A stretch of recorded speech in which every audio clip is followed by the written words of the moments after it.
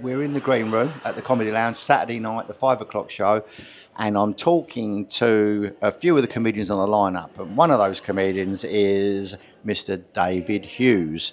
David Hughes, yeah. We call yourself David, don't you? I do, because you don't want to be confused There's with a bit of confusion.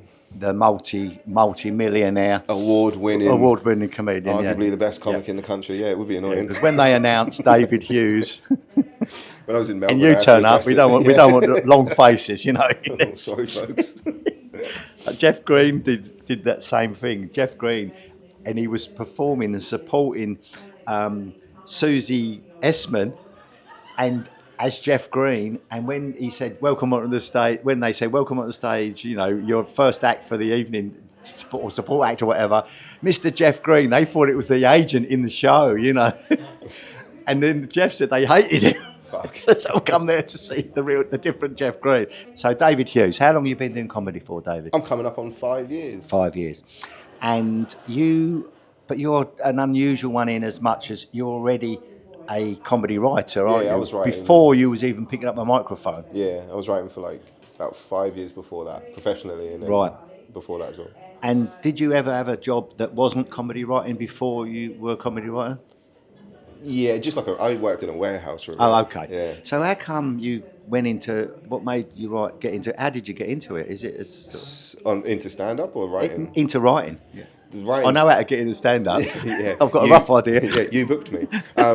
Writing, I was just really active on social media, and I would just post jokes like every day. Right. And then I remember somebody said to me, it's like, yeah, if you keep doing that, eventually the right people will see it, and they'll be like, oh, this guy can write consistently, like every day. Yeah. And then someone will pay you to do it, and then sure enough, someone eventually paid me to do it. Right. What made you want to go from writing comedy and getting paid for it to performing it? And what was an obvious thing? But after a few like TV panel shows, like writing on panel shows and watching comics do jokes that I'd written and getting laughs and stuff. Getting your laughs, basically. Yeah, I was like, I reckon. I never, no part of me watched professionals do it and going, oh, I could do that. But there was a part of me that thought like, I wonder what that feels like. Yeah.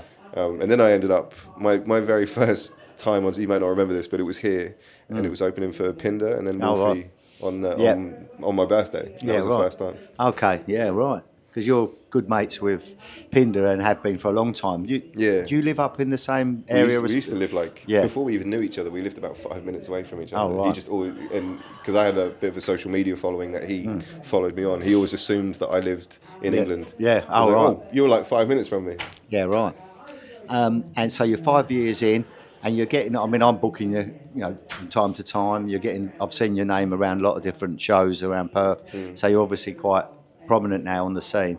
But are you aware that it's typically a 10-year journey to get to the level where you're constantly getting booked as headliner? It doesn't have to be 10, but it tends to be 10 years. Yeah, I'm in no rush. No. I like this. You like doing it anyway. Yeah, I love it. So that's do you know what? That's the holy grail. If you actually like it anyway. Yeah.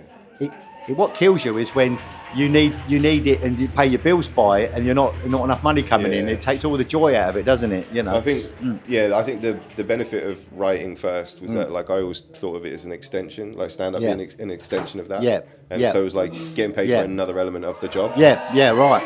Nice. Thank you. So we just wanted a quick one with Dave because he wasn't even on the list to interview, but as he's here, why not? Let's have a chat. Not? So thanks for doing the interview, Dave. Thanks, and Johnny. We look forward to seeing more of you and your stand-up, and we'll see a bit more tonight. Yeah. Hopefully you go as well as you normally do. And thanks very much. Cheers.